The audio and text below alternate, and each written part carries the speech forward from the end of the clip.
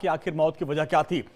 एक बार फिर से रुक करते हैं महाराष्ट्र विधानसभा चुनाव। जो बड़ी खबर आ रही थी, महाविकास आघाड़ी में सीटों का बंटवारा लगभग तय हो गया है। जो सूत्र हमारे बता रहे हैं, जो फॉर्मूला तय हुआ है सीट शेयरिंग का, उसमें शिवसेना उद्धव गुट को 90 से 95 सीट मिल सकती है, एनसीपी शरद पवार गुट को 75 से 80 सीट मिल सकती है और कांग्रेस को 110 से 115 सीट मिलने की उम्मीद है।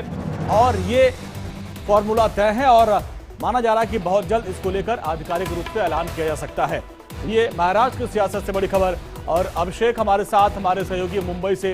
अभिषेक, कल जब कांग्रेस की सीसी की बैठक हुई थी तभी माना जा रहा था कि आज जो बैठक होगी उसमें फाइनल बातचीत हो जाएगी, क्योंकि कुछ सीटों को लेकर पेच था। क्या वो पेच जो था वो अब सुलट गया?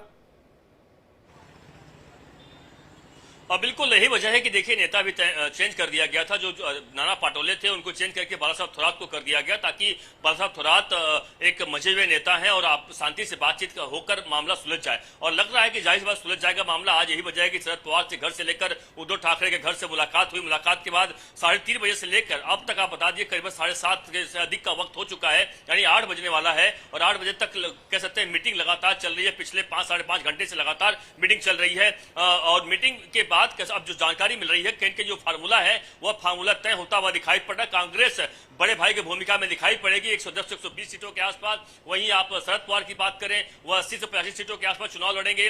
वहीं जो शिंदे जो उद्धव ठाकरे गुट है, जो शिवसेना है, उनकी 90 से 95 या 100 के आसपास भी सीटें जा सकती है। देखिए इसकी जानकारी आप बता दूं, इंडिया डेली ने पहले दे दी थी। इंडिया डेली के दर्शकों के लिए बता दें आपको कि इंडिया डेली की खबर पर मुहर लग सकती है, क्योंकि जिस तरीके से हमने जानकारी पहले दी थी इंडिया डेली ने, यही हमने फिगर दिया था कि इसी फिगर के आसपास इन दलों को सीट मिल सकती है। और लग रहा है कि जो बात बन रही है इसी बात पर बन जाएगी कुछ ही देर बाद। आपको बता दूं कि मुंबई में एक प्रेस कॉन्फ्रेंस हो सकता है और उस प्रेस कॉन्फ्रेंस में इस बात का ऐलान कर सकते हैं, क्योंकि आज से बता दूं आपको नामांकन दाखिल होना शुरू हो चुका है। 29 अक्टूबर तक नामांकन भरा जाना है, यानी समय कम बचा है। इसलिए अब मजबूरी है कि इन सभी दलों को जल्द से जल्द जो अपनी सीट का डिक्लेयर करें, ताकि कम से कम उम्मीदवार अपने नामांकन भर सके। और यही कारण माना जा रहा है कि अगर और लेट करेंगे और देरी करेंगे तो दिक्कत हो सकती है। हाँ। आपस में अच्छा अभिषेक, एक खबर और दीजिएगा आप, क्योंकि बैठक बहुत लंबी चल रही थी। इसमें महाविकास आघाड़ी को लेकर बात हुई है, लेकिन अगर हम इंडिया गठबंधन की बात करें, जैसे समाजवादी पार्टी की तरफ से अखिलेश यादव भी दावा कर रहे थे, क्या इसमें कुछ और इंडिया गठबंधन के साथी दलों को लेकर भी कोई चर्चा हुई है? क्योंकि दावा और भी कई दल कर रहे हैं। बिल्कुल, देखिए समाजवादी पार्टी की तरफ से बिल्कुल 12 सीटें मांगी जा रही थी अखिलेश यादव की तरफ से, यानी जो समाजवादी पार्टी के नेता महाराष्ट्र के अबू आसिम आजमी हैं। लेकिन देखिए 12 सीटें तो नहीं मिलेगी, ये बात तो तय है। लेकिन हाँ, 2 सीटें जो ऑलरेडी समाजवादी पार्टी की सिटिंग एमएलए हैं, अबू आसिम आजमी और रईस शेख करके जो 2 विधायक इनके सिटिंग एमएलए हैं महाराष्ट्र विधानसभा में, इनको जरूर उनके जगह छोड़ी जाएगी, जो जानकारी मिली है। लेकिन इसके अलावा कुछ 1-2 सीटें और मिल सकती है। यह सीटें जो होंगी, जो पहले तो जो बड़ी पार्टियां हैं कांग्रेस और उद्धव ठाकरे की शिवसेना और एनसीपी शरद पवार, इनके बीच फैसला होना था। उसके बाद से क्योंकि जो सीटें दी जाएगी, देखिए वो कांग्रेस अपनी सीटों में से देगी, क्योंकि जो कांग्रेस के साथ भी कुछ छोटे दल ऐसे हैं जो उसमें से उनको एकोमोडेट करना पड़ेगा, उनको आपस में समझाना पड़ेगा। यही कारण है कांग्रेस जो 110 से 120 सीटें अगर मिल रही है तो उसमें से वह सीटें देगी। तो यह फार्मूला तय हो गया कि यह, और उसके अलावा एनसीपी यानी शरद पवार के साथ अगर कोई छोटे दल है तो शरद पवार उसमें समझा के लेंगे। वहीं अगर जो उद्धव ठाकरे के साथ में कोई अगर दल है तो उद्धव ठाकरे सीट उससे बांट के लेंगे। तो इस तरीके से फार्मूला तय हुआ है और इसका आधिकारिक ऐलान कुछ ही देर में हो सकता है। इंडिया डेली ने पहले बता दिया था कि इस तरीके से फार्मूला पे। अच्छा अभिषेक, ये जो हरियाणा चुनाव का जो फैक्टर था, ये चर्चा रही हरियाणा चुनाव में जिस तरीके से कांग्रेस की हार हुई, उसका असर महाराष्ट्र में दिख सकता है, वो फैक्टर नहीं नजर आया क्या? देखिए जो महाविकास आघाड़ी, देखिए इसी बात को लेकर तो लगातार मीटिंग चल रही है, कई दिन से लगातार मैराथन मीटिंग चल रही है। और आप देखिए कि बिल्कुल हरियाणा का फैक्टर का असर हुआ है। ये नहीं कहेंगे कि अगर कहें अभी शायद ये जल्दबाजी होगी, बिल्कुल हुआ। तभी कारण है कि देखिए नाना पाटोले लगातार मीटिंग कर रहे थे, उनके बीच में आपस में बहसबाजी होती है। यही वजह है कि हाईकमान कांग्रेस तरफ से नाना पाटोले को थोड़ा साइडलाइन किया जाता है और दूसरे नेता को यहाँ लाया जाता है। तो कहीं कहीं बात बनाने का प्रयास किया गया कि ताकि आपस में बात बने। लेकिन हम महाविकास आघाड़ी की लगातार बात कर रहे हैं। लेकिन यहाँ एक बात और बताना चाहूंगा, महायुति जो कि एनडीए महाराष्ट्र की है, उनके बीच में सब कुछ नहीं चल रहा है, क्योंकि अजीत पवार और प्रफुल्ल पटेल इस वक्त दिल्ली पहुंच चुके हैं। दिल्ली में आज जानकारी मिली है कि अमित शाह से या जेपी नड्डा से देर रात मुलाकात कर सकते हैं। मुलाकात के बाद कुछ सीटें ऐसी हैं जिसको लेकर उनके बीच में सहमति है और जो सहमति बन सकती है। तो आप समझिए कि महायुति के लेकर, महायुति में भी जो महाराष्ट्र में भले ही 99 सीटों पर बीजेपी ने अपनी सीट जो उम्मीदवार डिक्लेयर कर दिए हैं, लेकिन उन 99 सीटों में से भी अजीत पवार को और एकनाथ शिंदे को दोनों को ऐतराज है कुछ सीटों को लेकर। उन्होंने पहले से कहा था कि इस सीटों पर आप डिक्लेयर अपने उम्मीदवारों का ना करो, लेकिन उसके बावजूद भी उन सीटों पर बीजेपी ने अपने उम्मीदवार उतार दिए हैं। तो महायुति में भी अब तक आप समझिए कि भले ही बीजेपी ने 99 सीटों पर ऐलान कर दिया उम्मीदवारों का, लेकिन एकनाथ शिंदे और अजीत पवार की अभी तक ऐलान होना बाकी है।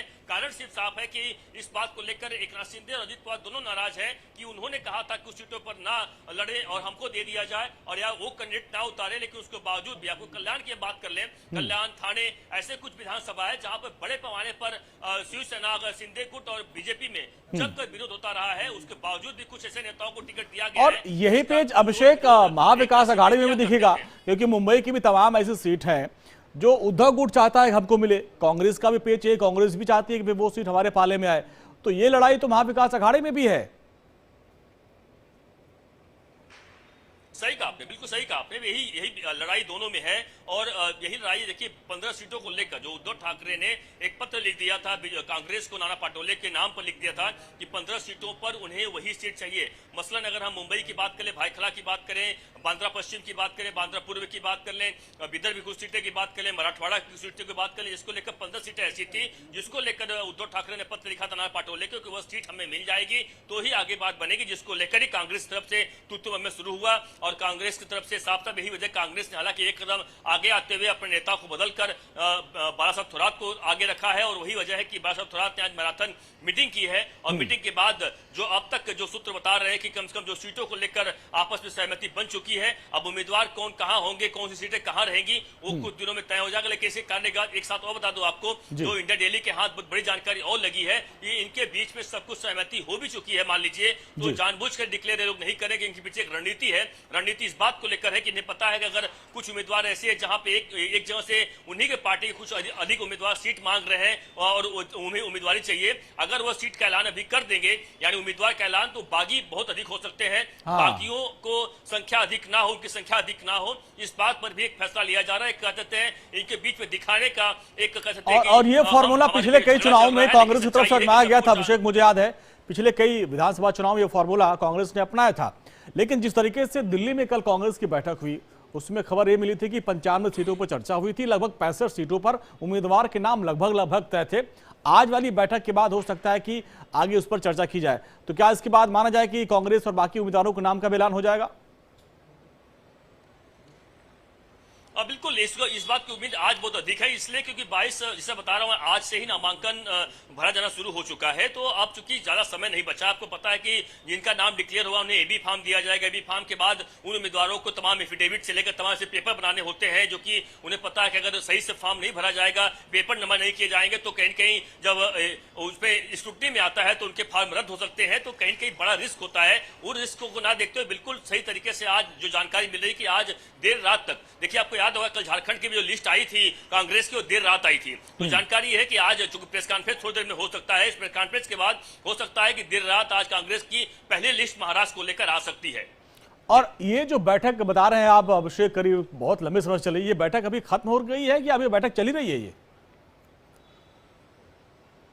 अभी भी बैठक चल रही है, बिल्कुल अभी भी बैठक चल रही है। और बैठक कब तक चलेगी, जबकि जानकारी हमें दी गई है जो करीबन 8 बजे के आसपास एक बताया गया है अनुमानित समय कि 8 बजे के आसपास प्रेस कॉन्फ्रेंस हो सकता है, यह बताया गया। लेकिन अब तक उस पर इसलिए प्रेस कॉन्फ्रेंस का समय तब निर्भर करेगा जब इनकी मीटिंग खत्म होगी। मीटिंग अब तक खत्म नहीं हुई है।